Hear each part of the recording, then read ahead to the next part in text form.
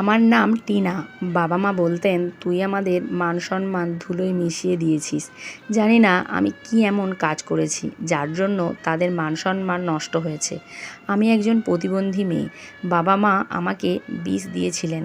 তাদের চোখে আমি মারা গিয়েছিলাম। তারা আমাকে মোরা ভেবে বহু দূরে ফেলে আসেন, কিন্তু একজন মহৎ ব্যক্তি দেখতে পেয়ে আমার জীবন বাঁচান আর আমাকে তার বাড়িতে নিয়ে যান। কয়েক বছর পর আমি যখন 18 বছর বয়সী হলাম, তখন তিনি আমাকে বিয়ে করলেন। আমি তার সাথে সুখেই ছিলাম, কিন্তু একদিন আমাদের বাড়ির কাজের মেয়ে কাঁদতে কাঁদতে আমাকে বলল, ম্যাডাম, আমি আর এসব দেখতে পাচ্ছি না। তাকে জিজ্ঞাসা করলাম। সে বলল, আপনি আমার বিছানায় তোশক সরালেই দেখতে পাবেন এবং নিজেই বুঝতে পারবেন যে স্যার আপনার প্রতি কেন এত সদয়। আমার স্বামী রাতে ঘুমিয়ে গেলে বিছানার তোশক সরাতেই আমার মাথায় আকাশ ভেঙে পড়ল। মনে হলো আমার জীবন বেরিয়ে যাবে, কারণ তোশকের নিচে তো আমার বাবা একটা প্রাইভেট কোম্পানিতে চাকরি করতেন। মায়ের চাকরি করার খুব ইচ্ছে ছিল, কিন্তু মায়ের সৌন্দর্যের কারণে বাবা তাকে বাইরে গিয়ে চাকরি করতে দেননি। বাবার চেয়ে মা বেশি শিক্ষিত এবং তিনি বলতেন, তোর বাবা আমার সামর্থ্যকে হিংসা করে, তাই আমাকে চাকরি করতে দেয় না। তাদের দুজনের একে অপরের সাথে একদমই বনতো না। সব সময় ঝগড়া লেগেই থাকতো। মা সারাক্ষণ দামি দামি জিনিস ব্যবহার করতে চাইতেন। দরিদ্রকে তিনি মোটেই মেনে নিতে পারতেন না। যদিও আমাদের বাড়িতে কোনো কিছুরই অভাব ছিল না। বাবা যা ইনকাম করতেন তাতে সংসার ভালোভাবেই চলে যেত। তারা দুজনেই আমার জন্মে খুশি ছিলেন, কিন্তু যখন জানতে পারেন যে তাদের মেয়ে প্রতিবন্ধী, তখন তারা একে অপরকে দোষারোপ করতে শুরু করেন। মা তার বন্ধুদের বলতে লজ্জা পেতেন যে তার মেয়ে প্রতিবন্ধী, আর বাবা আমার দিকে ফিরেও তাকাতেন না। আমি সারাদিন কাঁদতে থাকতাম। শুধুমাত্র আমার দাদি আমার যত্ন নিতেন এবং আমার কাছে সারাদিন বসে থাকতেন। এইভাবেই আমার বয়স 12 বছর হয়ে গেল। আমাকে কোথাও যেতে দেয়া হতো না। আমি ছোট থেকেই বাবা মায়ের ঝগড়া মারামারি দেখে বড় হয়েছি। মায়ের মতো সৌন্দর্য আমি উত্তরাধিকার সূত্রে পেয়েছিলাম, কিন্তু এমন সৌন্দর্যের কী লাভ যেখানে আমার বাবা মাই আমাকে ভালোবাসে না। ভগবান আমাকে হাত উপুড় করে সৌন্দর্য দিয়েছেন, কিন্তু চলাফেরা করার মতো পা দেননি। মা বলতেন, জানি না কোন অপরাধের শাস্তি হিসাবে এই প্রতিবন্ধী মেয়ে আমার কপালে জুটেছে। বাবা বলতেন যে মেয়ে নিজের পায়ে হাঁটতে পারে না, তাকে বিয়ে করবে কে? সারা জীবন আমাদের ঘাড়ে বোঝা হয়েই থাকবে। আমি চাইতাম বাবা মা আমাকে ভালোবাসুক, কিন্তু তারা আমার দিকে ফিরেও তাকাতেন না। তারা একে অপরের সাথে ঝগড়া মারামারি করতে থাকতেন আর একে অপর থেকে আলাদা হতে চাইতেন। মা বাবাকে বলেছিলেন, আমাকে ডিভোর্স দাও, আমি তোমার সাথে থাকতে চাই না। আর এর সবচেয়ে বড় কারণ ছিল আমি। তিনি আমাকে অনাথ আশ্রমে রাখতে চাইতেন, কিন্তু দাদির কারণে সেটা করতে পারেননি। হঠাৎ যখন দাদির শরীর খারাপ হতে শুরু করলো, তখন কেউ আমার দিকে ফিরেও তাকাতো না। আর দাদির চিকিৎসাও যেমন তেমনভাবে চলছিল। তার এই অসুস্থতার 1 মাস পর দাদি চিরকালের জন্য ভগবানের কাছে চলে গেলেন। আমি অনেক কাঁদছিলাম আর ভগবানকে বলছিলাম আমাকেও তার কাছে ডেকে নিত। দাদির মৃত্যুর কয়েকদিন পরেই মা বাবার ঝগড়া আরও বেড়ে গেল। মা তার সমস্ত রাগ আমাকে মেরে মিটাতো। মা বাবার অনুপস্থিতিতে অন্য লোকের সাথে দেখা সাক্ষাৎ করত। মা আমাকে ধমকে বলেছিলেন আমি যেন এই ব্যাপারটা কাউকে কিছু না বলি। তারপর একদিন কোনো একটা বিষয় নিয়ে বাবা মায়ের মধ্যে প্রবল ঝগড়া শুরু হয়। তারপরে মা আমাকে নিজে হাতে খাওয়াতে শুরু করেন। আমি অবাক হয়ে ভাবলাম, মায়ের কী হলো যে তিনি আমাকে নিজের হাতে খাওয়াচ্ছেন, কিন্তু জানতাম না যে এই খাবারেই বিষ মেশানো আছে। আমি অজ্ঞান হয়ে গেলে বাবা মা ভাবলেন যে আমি মরে গেছি। তারপর তারা আমাকে দূরের একটা রাস্তার পাশে ফেলে দিয়ে আসেন। তখন আমার বয়স 14 বছর। আমি শুনেছিলাম বাবা মায়েরা তাদের সন্তানের জন্য নিজের জীবন দিতে পারেন। সন্তানের জীবনে আসা প্রতিটি সমস্যা দূর করার চেষ্টা করেন, কিন্তু আমাকে বিষ দেওয়ার সময় আমার বাবা মায়ের হাত একটুও কাঁপেনি। হয়তো তাদের ভেতরের মানবতা শেষ হয়ে গিয়েছিল। তারা একে অপরকে আলাদা হতে চেয়েছিলেন। আর আমি তাদের মধ্যে বাধা হয়ে দাঁড়িয়েছিলাম। কিন্তু আমাকে মারার কি দরকার ছিল? তারা আমাকে কোনো অনাথ আশ্রমে ফেলে দিতে পারতেন। তারা ভেবেছিলেন হয়তো আমি মরে গেছি। কথায় বলে যে বাঁচায় সে ভগবানের চেয়েও বড়। একজন ভালো মানুষ সময় মতো আমার জীবন না বাঁচালে আমি সত্যিই মরে যেতাম। আমি হাসপাতালের বিছানায় শুয়ে খুবই হতবাক হয়েছিলাম যে আজকের যুগে কে এমন করে, যেখানে নিজের বাবা মা আমাকে মরতে চেয়েছিলেন, সেখানে তিনি আমার জন্য একজন দেবদূত হয়ে আমাকে বাঁচালেন। তিনি আমাকে আমার নাম, বাড়ি কোথায় এবং কে আমাকে বিষ দিয়েছে জিজ্ঞাসা করেছিলেন। লোকটি সুন্দর, সুদর্শন এবং বয়স 22 থেকে 23 বছর হবে।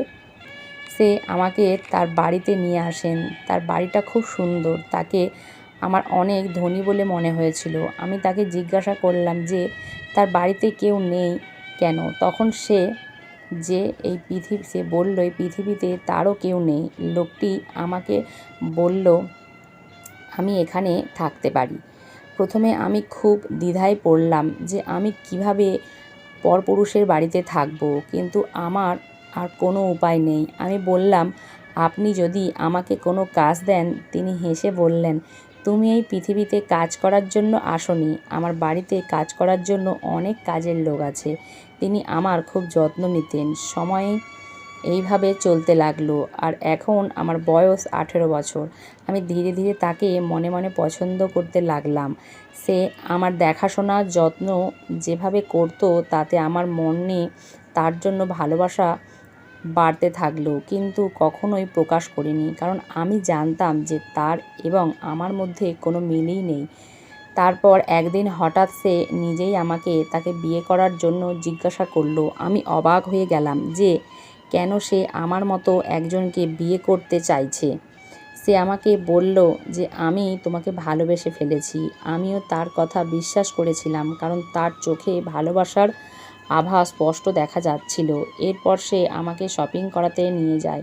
তারপর একদিন আমাকে বিয়ে করে আমি ভেবেছি এটা কোনো স্বপ্ন। মনে হয় ভগবানই আমার ভাগ্যে এই সুখ লিখে রেখেছিলেন। আমি তার সাথে খুব খুশি। এই পৃথিবীতে আমি বাঁচার অবলম্বন পেয়েছি। তার নাম সমীর। সে আমাকে কোনো কাজ করতে দিত না। আমি তার জন্য প্রতিদিন সেজেগুজে বসে থাকতাম। সে আমাকে বলেছিল তার একটা বড় বিজনেস আছে এবং সে খুব ধনী। আমাকে নিয়ে কোথাও যেতে সে কখনো লজ্জাবোধ করেনি। আমি তার সাথে প্রতিটা পার্টিতেই যেতাম। তার বন্ধুরা সবাই অবাক হয়ে যেত যে এত হ্যান্ডসাম ছেলে তার একজন প্রতিবন্ধী বউকে বিয়ে করেছে কিভাবে। আমিও কম সুন্দরী না, কিন্তু বলা হয় সুখ ক্ষণস্থায়ী, কারো না কারো নজর লেগেই যায়। আমি ভগবানের কাছে প্রার্থনা করতাম আমার সুখে যেন কারো নজর না লাগে। আমি আর সমীর একে অপরের সাথে সুখেই ছিলাম। একদিন কাজের মেয়ে খাবার দিতে এসে বলল, ম্যাডাম, এইসব অপরাধ আমি সহ্য করতে পারছি না। আমি বললাম, কোন অপরাধের কথা বলছো তুমি? তখন সে বলল, ম্যাডাম, রাতে স্যারের ঘুমানোর পরে আপনার দিকের বিছানার নিচে অবশ্যই দেখবেন। আমি কারণ জিজ্ঞাসা করতে সে বলল, ম্যাডাম, আমি আপনাকে কিছুই বলতে পারবো না, না হলে আমার অবস্থা খারাপ হয়ে যাবে। আপনি দেখলেই সব বুঝতে পারবেন, শুধু আমাকে কিছু জিজ্ঞাসা করবেন না। আমি আপনাকে কিছুই বলতে পারবো না, না হলে কাজ তো যাবেই, আর না জানি সাহেব আমার কি অবস্থা করবেন। আর আমার এই কথা প্লিজ সাহেবকে বলবেন না, না হলে তিনি আমাকে এই বাড়ি থেকে বের করে দেবেন আর আমাকে না খেয়ে মরতে হবে। আমি অবাক হয়ে ভাবলাম, আমার স্বামীর এত নির্ভরযোগ্য দাসী কেন এই কথা বলছে। রাতে স্বামীর ঘুমানোর অপেক্ষা করতে করতে ভাবতে লাগলাম, বিছানার নিচে কি এমন আছে যেটা আমি আজ পর্যন্ত জানতে পারিনি। সমীর ঘুমানোর পর আমি বিছানার নিচে দেখতেই পায়ের নিচ থেকে মাটি সরে গেল, কারণ সেখানে হাতের তৈরি 4টি পুতুল পড়ে আছে, আর তাদের সবার পা ভাঙা এবং গায়ে সূঁচ ফোটানো। সেইগুলো সবাই আমার মতো দেখতে। এই সব দেখে খুব ভয় পেয়ে গেলাম। ভয়ে আমার শরীর কাঁপতে লাগলো। আমি সমীরকে জিজ্ঞাসা করতে চাইছিলাম, কিন্তু সেই কাজে মাটির ভীত সমস্ত মুখ মনে পড়ে গেল।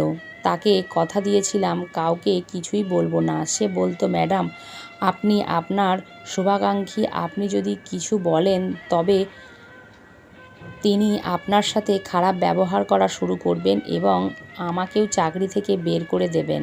আমি আমার ছোট্ট ছোট্ট বাচ্চাদের নিয়ে কিভাবে বাঁচব? পরের দিন সকালে আমি কাজের মেয়েকে জিজ্ঞাসা করলাম, বিছানার নিচে 4টি পুতুল ছিল, কিন্তু এখন সেখানে কিছুই নেই। তুমি আমাকে বলো এই সব মানে কি? আমার কাছ থেকে কিছু লুকিও না, আমি তোমার কথা কাউকে বলবো না। সে বলল, ম্যাডাম আপনি কি বুঝতে পারছেন না তিনি আপনার প্রতি এত দয়ালু কেন? আপনার আগে এখানে আরও অনেক মেয়ে সাহেবের সৌন্দর্যে মুগ্ধ হয়ে সাহেবকে বিয়েও করেছিলেন, কিন্তু সেই মেয়েরা সেই কিছুক্ষণ চুপ থেকে বলল, ম্যাডাম আপনি খুবই নিষ্পাপ, আপনি সাহেবের থেকে দূরে থাকবেন। কাজের মেয়ের কথা শুনে নিজের কানকেও বিশ্বাস করতে পারছি না। আমি তাকে বললাম, আগে বলে পুতুল দিয়ে কি হবে? সে বলল, ম্যাডাম আমি নিজে দেখেছি, আগে ম্যাডামদের বিছানার নিচেও সাহেব পুতুল রাখতেন, আর কিছুদিন পরেই সেই ম্যাডামরা মারা যেতেন। সাহেব আমাদের বলেছিলেন কাউকে কিছু না বলতে। কাজের মেয়ের কথা শুনে আমি অস্থির হয়ে পড়লাম। আমি তার কাছে পরামর্শ চাইলাম। আমাকে বলল, এখনও আমি কি করব? সে বলল, ম্যাডাম নিজের জীবন বাঁচাতে আপনার এখান থেকে পালিয়ে যাওয়া উচিত। ম্যাডাম কাছেই একটি এনজিও আছে, সেখানে নিষ্পাপ মেয়েদের রাখা হয়। আপনি এখান থেকে চলে যান, সেখানে গেলে আপনি বেঁচে যাবেন। সেই পুতুল দেখে এবং কাজের মেয়ের কথা শুনে আমি খুব ভয় পেয়েছিলাম, কিন্তু আমার মন কিছুতেই মানছিল না। সমীর আমার এত যত্ন নেয় এবং আমার চিকিৎসা নিয়ে এত চিন্তিত। সে বলতে আমি ডাক্তারের কাছে কথা বলেছি এবং ডাক্তার আমাকে আশা দিয়েছেন যে তুমি তাড়াতাড়ি ঠিক হয়ে যাবে এবং নিজের পায়ে দাঁড়াতে পারবে।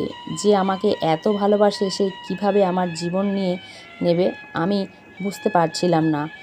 কাকে বিশ্বাস করব আর কাকে নয়। দাসী অন্য একজন কাজের মেয়েকে নিয়ে এলো, সেও একই কথা বলল। এখন দ্বিতীয় কাজের মেয়ের মুখে একই কথা শুনে আমি সত্যিই ভয় পেয়ে যাই। সেই চাকরানী আমার খুব সাহায্য করেছিল। সে ট্যাক্সি ডেকে আমাকে ট্যাক্সিতে বসিয়ে ড্রাইভারকে বলল, ম্যাডামকে এনজিওর গেটে নামিয়ে দিন। গাড়িতে করে ড্রাইভার আমাকে এনজিওর গেটে নামিয়ে দিল। আমি হুইল চেয়ারে বসেছিলাম। কিছুক্ষণ পরে আমার মা আমাকে দেখে গাড়ি থামিয়ে আমার কাছে এলেন। আমাকে জীবিত দেখে তিনি কাঁদতে লাগলেন। মাকে দেখে আমি ভয় পেয়ে গেলাম। ভাবলাম আবার হয়তো বাড়িতে নিয়ে গিয়ে আমাকে বিষ খাওয়াবেন, আর আমিও পালাতেও পারবো না। আমার চোখে ভয় দেখে তিনি লজ্জিত হয়ে আমাকে বললেন, মা আমাকে ক্ষমা করে দে, আমি তোর সাথে খুব অন্যায় করেছি। আমি ভেবেছিলাম তুই মরে গেছিস। তিনি আমার দিকে এগিয়ে এলে আমি রেগে গিয়ে বললাম, খবরদার, তুমি যদি আমার কাছে আসার চেষ্টা করো তবে আমি তোমাকে কখনো ক্ষমা করব না। তিনি আমার পায়ের কাছে পড়ে বললেন, সেই দিন তোকে মেরে ফেলার সিদ্ধান্ত আমার নয়, তোর বাবার ছিল। আমি সেই সময় খুব অসহায় ছিলাম, কিন্তু এখন থেকে তুই আমার সাথেই থাকবি। কিছুদিন আগেই তোর বাবার সাথে আমার ডিভোর্স হয়ে গেছে। আমি বললাম, কিভাবে বিশ্বাস করব যে তুমি বাড়ি গিয়ে আমাকে মেরে ফেলবে না, আমার সাথে খারাপ ব্যবহার করবে না? আমার মা কাঁদতে কাঁদতে বললেন, মা আমাকে বিশ্বাস কর, আমাকে একটা সুযোগ দে। তার কথা শুনে আমার মন গলে গেল, তাই আমিও তাকে জড়িয়ে ধরে অনেক চোখের জল ফেললাম। তিনি আমাকে তার বাড়িতে নিয়ে এলো। আমি জিজ্ঞাসা করলাম, বাবা আর তোমার ডিভোর্স কেন হয়েছে? মা বললেন, তোর বাবা আমার সাথে থাকতে চায় না। সে হুমকি দিয়েছিল যে আমি যদি তোর সাথে এই কাজে সমর্থন না করি তাহলে সে আমাদের দুজনকেই মেরে ফেলবে। আমি ভয়ে তার সঙ্গ দিয়েছিলাম, কিন্তু আমার এত দুর্বল হওয়া উচিত হয়নি। তারপর একদিন তোর বাবা আবার বিয়ে করলো। আমি তোর মামার বাড়িতে গিয়েছিলাম, কিন্তু তারাও আমাকে তাদের বাড়িতে জায়গা দেয়নি। সবাই বলেছিল একজন পুরুষ তখনই দ্বিতীয়বার বিয়ে করে যখন সে তার প্রথম বউয়ের সাথে খুশি হয় না। তুই তোর স্বামীকে খুশি রাখতে পারিসনি, সেই জন্য সে দ্বিতীয় বিয়ে করেছে। এতে দোষ তোরই। আর তোর বাবা বলতে নতুন বউয়ের সাথে আমি তোমাকেও রাখতে রাজি আছি, কিন্তু আমি তার সাথে থাকতে চাইনি। সারা রাত কাঁদতে থাকলাম যে আমি সেই মা যে নিজের মেয়েকে বিষ খাইয়েছি। এক মুহূর্তের জন্য শান্তি পাচ্ছিলাম না। তোর নিষ্পাপ মুখটা প্রতি মুহূর্তে আমার চোখের সামনে ভেসে উঠতে থাকে। আমি তোর বাবার সাথে থাকতে চাইতাম না, কারণ আমি ধনসম্পদের পিছনে পড়েছিলাম। তোর বাবার এক বন্ধুকে আমি পছন্দ করতাম। ডিভোর্সের পর সেও আমাকে বিয়ে করতে চাইল না। আমি বুঝতে পেরেছি যে কোনো পুরুষই ভরসার যোগ্য নয়। এরপরে চাকরি খুঁজতে খুঁজতে একটা চাকরি পেলাম। এখন আমি বুঝতে পেরেছি যে সারা জীবনে আমি কি পাপ করেছি। তোর সাথেও খুব খারাপ করেছি। যদিও তুই আমার সন্তান, ভগবান আমাকে সন্তানের সুখ দিয়েছিলেন, কিন্তু সেই সুখ আমি উপভোগ করতে পারিনি। মা, আমাকে ক্ষমা করে দে। আমি তোকে আর কষ্ট দিতে পারলাম না, তাই মাকে ক্ষমা করে দিলাম। মা খুশি হয়ে বললেন, এখন আমি তোকে কখনো ছেড়ে যাব না। এতদিন কোথায় ছিলি মা? আমি বললাম, এখন তোমরা আমাকে মেরে ফেলে দিয়েছিলে, তখন একজন লোক আমাকে তার বাড়িতে নিয়ে চিকিৎসা করিয়ে তারপর আমাকে বিয়ে করে, কিন্তু পরে জানতে পারি যে সে ভালো লোক নয়। সেখানে কাজের মেয়েরা আমাকে বলেছে যে সে এর আগেও অনেক বিয়ে করেছে এবং সে তার স্ত্রীর মতো পুতুল বিছানায় নিচে রাখে এবং কয়েকদিনের মধ্যেই তার স্ত্রী মারা যায়। এই সত্যিটা জানতে পেরে আমি সেখান থেকে পালিয়ে যাই। কাঁদতে কাঁদতে মাকে সব খুলে বললাম। মা কাঁদতে কাঁদতে বললেন, আমার জন্যই এসব হয়েছে। আমি ভালো মা নই, তাই তোকে এত কষ্ট পেতে হয়েছে। আমাকে ক্ষমা করে দে। আমি বললাম, মা, এতে তোমার কোনো দোষ নেই। তখন মা বললেন, সমস্ত দোষ আমারই। ঠিকমতো তোর যত্ন নিইনি, শুধু তোকে মেরেছি, ঠিকমতো খাওয়াতেও দিইনি। তুই ভয়ে কাঁদতি, কিন্তু আমার দয়া হয়নি। কিন্তু এখন আমি তোকে কোনো অভিযোগ করার সুযোগ দেব না। নিজেকে একজন ভালো মা হিসাবে প্রমাণ করব। আমি মায়ের সাথে থাকতে শুরু করলাম। আমার মা এই বয়সেও খুব সুন্দরী ছিলেন। কোনো দিক দিয়ে একজন বিবাহিত মেয়ের মা মনে হতো না যে কেউ ধোঁকা খেতে পারত। তার বয়স এবং চালচলনে তাকে আমার দিদি মনে হতো। এখনও অনেক পুরুষ তার প্রতি আকৃষ্ট হন। মা আমাকে বলেছিলেন যে তিনি যে কোম্পানিতে চাকরি করেন সেই কোম্পানির তরফ থেকে গাড়িটা তাকে দিয়েছে। তিনি ভালো পোস্টে কাজ করেন। তিনি আমাকে বলেছিলেন যে শীঘ্রই আমার স্বামীর কাছে থেকে আমাকে তালাক পাইয়ে দেবেন। আরও বলেছেন, তোর চিন্তা করার দরকার নেই, এখন তুই একা না, তোর সাথে তোর মা আছে। আমি খুশি হয়েছি যে আমি একা না। কোথাও সমীর ছেড়ে দেওয়ার দুঃখ আমার মনে অবশ্যই ছিল। সমীরের স্মৃতি আমাকে কষ্ট দিত, কিন্তু যখন থেকে তার আসল রূপ জানতে পেরেছি আমি মনে মনে ভয় পেতাম যে সে আমার সাথে কি করত। মা অফিস থেকে ফিরে আমার সাথে অনেক গল্প করতেন। আমাকে বলতেন যে আমি আমার সমস্ত পুরনো বন্ধুদের ছেড়ে দিয়েছি, তারা সবাই আমাকে অপমান করত, তারাই আমার মন বিষিয়ে ভরিয়ে দিয়েছিল। আমি তাকে বলেছিলাম যে মানুষ ভুল থেকেই শিক্ষা নেয়। মা আমার সামনে ডিভোর্স পেপার রেখে বলল, আমি সব কাগজপত্র তৈরি করে দিয়েছি, তুই সই করে দে। জানি না কেন ডিভোর্সের কাগজপত্র দেখে আমার বুকে ধুকপুক বেড়ে গিয়েছিল। আমি মায়ের কাছে থেকে কাগজপত্র নিয়ে বললাম, ভেবেচিন্তে সই করে দেব। আমি প্রতিদিন ডিভোর্স পেপার দেখি, কিন্তু সই করার শক্তি পায় না। মা আমাকে প্রতিদিন ডিভোর্স পেপারে সই করতে বলল, যাতে সমীরও এই পেপার সই করতে পারে। 1 মাস হয়ে গেছে, আমি এখনও আছি। একদিন রাতে জল তেষ্টায় জেগে উঠলাম। যদিও মা আমার ঘরে জল রাখতেন, কিন্তু আজ হয়তো তিনি ভুলে গেছেন। আমি হুইলচেয়ারে করে রান্নাঘরে যাওয়ার সময় মায়ের ঘর থেকে কথা বলার শব্দ শুনতে পেলাম। আমি অবাক হয়ে ভাবলাম, দেখি তো রাতের এই সময় তিনি কার সাথে কথা বলছেন। মা তো বলেছিলেন তিনি সবার সাথে সম্পর্ক শেষ করে দিয়েছেন। আমি মনোযোগ দিয়ে শুনে বুঝলাম একজন পুরুষের গলা। ওই লোকটা বলছিলেন, তোমার মেয়েকে যত তাড়াতাড়ি সম্ভব ডিভোর্স দাও, না হলে তোমাকে চাকরি থেকে তাড়িয়ে দেব। হয়তো তিনি আমার মায়ের বস। ইনি কিন্তু এত রাতে আমার মায়ের রুমে কেন? তিনি আমায় আরও বলতে লাগলেন, তুমি যদি আমাকে বিয়ে করতে চাও তবে তোমাকে আমার কাজ করতেই হবে। তোমার কাছ থেকে যদি গাড়ি বাড়ি ফিরিয়ে নিই তবে তুমি আবার পথে বসবে। তুমি এখনও তোমার মেয়েকে দিয়ে ডিভোর্স দেওয়াতে পারোনি। আমি এত কিছু করেছি, কাজের মেয়েটাকে টাকা খাইয়ে তোমার মেয়েকে বাড়ি থেকে বের করে দিয়েছি, তার মনে সন্দেহ ঢুকিয়ে দিয়েছি, পুতুল বানিয়ে বিছানার নিচে রেখেছি, আর তুমি এখনও ডিভোর্স পেপারে সই করতে পারোনি। এই প্রতিবন্ধী মেয়ে যে আমার ছেলের জীবনে না থাকে। আমি অবাক হলাম যে এরা তো আমার কথাই বলছে। নিশ্চয়ই এই লোকটা আমার স্বামী সমীরের বাবা। আমার মা বললেন, তুমি যা যা বললে তাই তো হবে, তুমি অভিযোগ করার সুযোগ পাবে না। আমি মেয়ের মনে জায়গা করে নিয়েছি, আর ওর মনে জায়গা করতেই এতটা সময় লেগেছে। ও খুবই সরল, আমি ওকে দিয়ে ডিভোর্স পেপারে সই করিয়েই নেব।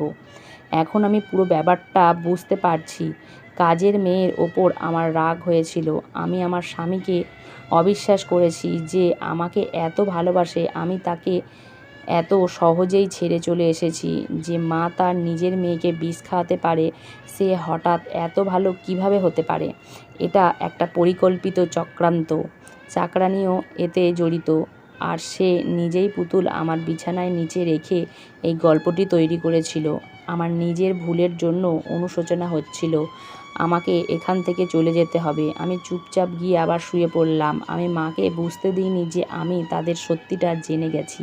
পরের দিন মা অফিসে বেরিয়ে গেলে তার কাজের মেয়েটি আমার কাছে আসে। সে সবসময় আমার সাথেই থাকতো। আগে জানতাম না যে সে আমার ওপর নজর রাখে, কিন্তু এখন মায়ের সত্যিটা জানতে পারি। তখন আমি তাকে সাহায্য করতে বললাম, তুমি যত টাকা চাও আমি তোমাকে দেব। তুমি আমাকে আমার স্বামীর বাড়িতে নিয়ে চলো। আমার মা একদমই ভালো না, সে একটা নিষ্ঠুর মানুষ। সে শুধু আমার সামনে ভালো হয় ভান করে। সে আমাকে ডিভোর্স দেওয়াতে চায়, আমার সংসার নষ্ট করতে চায়। আমার সংসার নষ্ট করার পরে একজন বড়লোককে বিয়ে করে আমাকে ছেড়ে চলে যাবে। আমি তাকে সাহায্য করে ভগবান তোমাকে এই পুণ্যের ফল অবশ্যই দেবেন। কাজের মেয়েটি অসম্ভবত আমার প্রতি করুণা হয়েছিল এবং তার টাকার প্রয়োজন ছিল, তাই সে রাজি হয়ে গেল। আমি সঙ্গে সঙ্গে আমার হাতে পরা সোনার চুড়িটা তাকে দিয়ে বললাম, এর পরেও তুমি যত টাকা চাইবে আমি তোমাকে দেব, শুধু আমাকে আমার স্বামীর বাড়িতে নিয়ে চলো। সে খুশি হয়ে আমাকে অটোতে বসিয়ে সোজা সমীরের কাছে নিয়ে এলো। সমীর আমার দুঃখে অর্ধেক হয়ে গিয়েছিল। আমাকে দেখে অবাক হয়ে বলল, তুমি না বলে কোথায় চলে গিয়েছিলে? আমি তোমাকে কোথায় না খুঁজেছি? আমার কোনো অপরাধ তুমি আমাকে ছেড়ে চলে গিয়েছিলে? আমি সমীরকে বললাম, আমাকে ক্ষমা করে দাও। তোমার কাজের মেয়ে আমাকে বলেছিল যে তুমি মেয়েদেরকে ইউজ করে তাদের মেরে ফেলো। সে আমাকে আমার মতো দেখতে পুতুল দেখিয়েছিল, যা সে আমার বিছানার নিচে রেখেছিল। আমি সমীরকে পুরো ঘটনা বললে যখন কাজের মেয়েটিকে খুঁজলাম তাকে বাড়িতে কোথাও পাওয়া গেল না। সমীর কিছুই জানতো না। আমি যখন এখান থেকে চলে গিয়েছিলাম তখনই কাজের মেয়েটি সমীরকে বলেছিল যে আমি আমার বাবা মায়ের কাছে ফিরে গেছি, আর কোনো দিন ফিরে আসবো না। আমি সমীরকে বললাম যে আমাকে ক্ষমা করে দাও, আমি ভয় পেয়ে গিয়েছিলাম। আমি তোমাকে বিশ্বাস না করে একজন বাজে লোককে বিশ্বাস করেছি। যে মেয়েটির বাবা মা তাকে ফেলে দিয়েছে, নিজের উদ্দেশ্য ওকে দূরে সরিয়ে দিয়েছে, সে এমনই হয়, কাউকে বিশ্বাস করতে পারে না। আমি আরও বললাম, আমার মা আর তোমার বাবা একসাথে মিলে আমাদের আলাদা করার চক্রান্ত করছে। তোমার বাবা আমার মতো প্রতিবন্ধী মেয়েকে তার পুত্রবধূ হিসাবে মেনে নিতে চায় না। তিনি এমন পুত্রবধূ চান যে তোমার সাথে পায়ে পা মিলিয়ে চলতে পারবে। আমার মাকেও বিয়ে করতে চায়, তবে এই শর্তে যে প্রথমে সে আমার ডিভোর্স দেওয়াবে। পুরো সত্যিটা জেনে সমীর অবাক হয়ে বলল, আমি আমার বাবাকে প্রথম থেকেই পছন্দ করি না, তাই আমি তার থেকে দূরে থাকি। তার বাজে চরিত্র দেখে কষ্ট পায়। সে প্রতিটি সুন্দরী মেয়েকে বিয়ের স্বপ্ন দেয় এবং অর্থের প্রভাবে তার সাথে নষ্টামি করে। যখন তার উদ্দেশ্য পূরণ হয় তখন সেই মহিলাকে ছেড়ে দেয়। সমীরের কথার অর্থ আমি বুঝে গেছি। সে আমার মাকেও তার নিজের কাজে ব্যবহার করছে আর তাকে বিয়েও করবে না। সমীর বলল, আমি তোমাকে কখনো ছেড়ে যাব না, কাজের মেয়েকে ঘর থেকে তাড়িয়ে দেব। এই বলে সমীর আমাকে জড়িয়ে ধরে। সে আমাকে খুব ভালোবাসতো। টাকার লোভ যারা সংসার ধ্বংস করে তাদের কখনো বিশ্বাস করবে না। আমার মাও সব জানতে পেরে এখানে এসেছে। তার ভয় ছিল যে আমি যদি সমীরের সাথে থাকতে শুরু করি তবে তার হাতে আসা সম্পদ তার হাত থেকে বেরিয়ে যাবে। আসলে তিনি কাউকেই ভালোবাসে না। মা আমাকে বললেন, আমার সাথে চল মা, আমি তোর চিকিৎসা করাবো। ওই লোকটি ভালো মানুষ না, ও তোকে মেরে ফেলবে। আমি তোকে এর কাছে থেকে ডিভোর্স পাইয়ে দেব। আমি তাকে বললাম, আমি তোমার আসল রূপ দেখে নিয়েছি, এখন আমি সমীরের সাথেই থাকবো। তোমাকে বিশ্বাস করা আমার বোকামো ছিল। আমার বোঝা উচিত ছিল তুমি বিশ্বাসের যোগ্যই নও। তুমি বললেন, তুই এইসব কি বলছিস? আমি তোর চিকিৎসা করতে চাই, তুই আমাকে ক্ষমা করে দিয়েছিলি।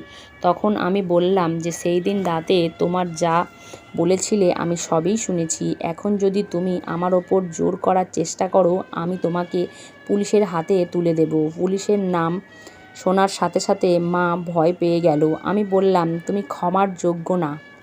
তারপর আমি মায়ের প্রতি কোনো মমতা না দেখিয়ে আমাকে বিষ খাওয়ানোর অত্যাচারের চেষ্টা অপরাধে আমাকে পুলিশের হাতে তুলে দিয়েছিলেন। পুলিশ তাকে গ্রেপ্তার করে নিয়ে গেছে।